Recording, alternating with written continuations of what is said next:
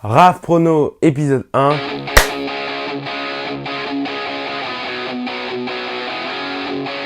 On va commencer avec l'Italie avec ce premier choc, le derby milanais. Inter Milan affronte l'AC Milan. Alors bon, c'est un match qui va s'annoncer certainement chaud, on peut s'en douter, même si quand même les deux équipes ne sont absolument pas dans la même forme quand même. On remarque que l'AC Milan joue beaucoup mieux avec Pioli, même s'ils ont fait un match assez décevant, on va pas se mentir, face à Sassuolo, avec peu de rythme, où c'était plutôt lent, alors qu'ils ont fait plutôt un bon début de saison. C'est ça qui est un peu le paradoxe. Inter de l'autre côté, eh bien, on s'ennuie. Alors j'adore Inzaghi, mais bon, hormis Lautaro Martinez et Romelu Lukaku, bah il y a plus personne, quoi. C'est-à-dire que si on enlève les deux, eh bien c'est compliqué. La défense, c'est ronronnant. Ils ont affronté actuellement des équipes plutôt faibles, plutôt à leur portée, Lecce, Spezia.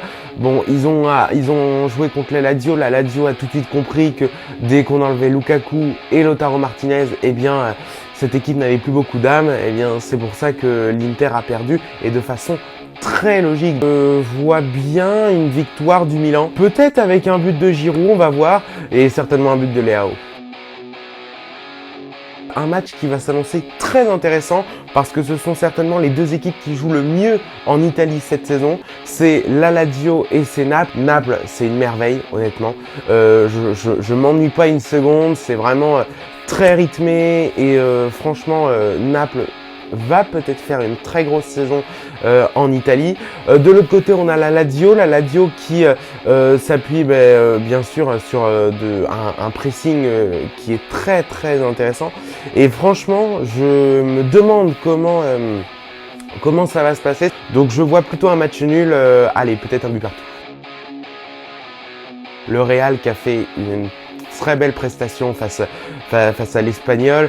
Franchement, c'était un super match à voir, que ce soit de la part d'Espanyol, Barcelone, mais aussi le Real a fait un très bon match avec un Tchouaméni très percutant, un Camavinga qui a fait une très très bonne entrée, même si je pense qu'il y a un défaut, c'est le côté droit. Le côté droit, que ce soit de l'attaque, la défense, on n'est pas serein. À chaque fois, Carlo Ancelotti fait tout le temps des changements là-dessus parce que Vasquez, Valverde, etc.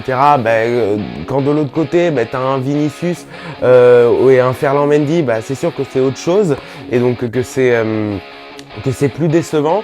Je sais pas comment va s'articuler ce côté droit et voilà. Et de l'autre côté, on a un Betis Séville avec un Nabil Fekir qui est très bon.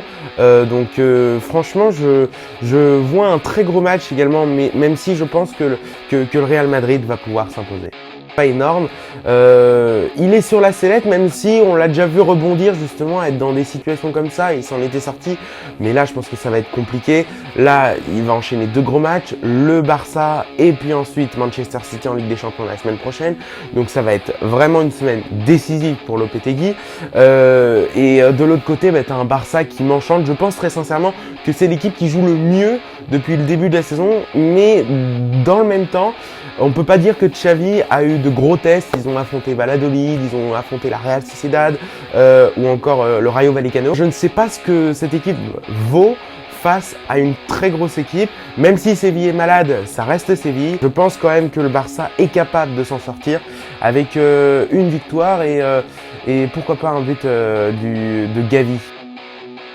Le classique anglais, Arsenal, Manchester United, avec deux équipes qui vont mieux. Alors au moment où je vous tourne cette vidéo, Manchester United n'a pas encore joué face à Leicester, donc je n'ai pas vu le match de jeudi. Alors Manchester United, il y a du mieux. Depuis le match face à Liverpool, c'était bien mieux, même si il souffre encore. Il y a encore des périodes de carence, et c'est normal.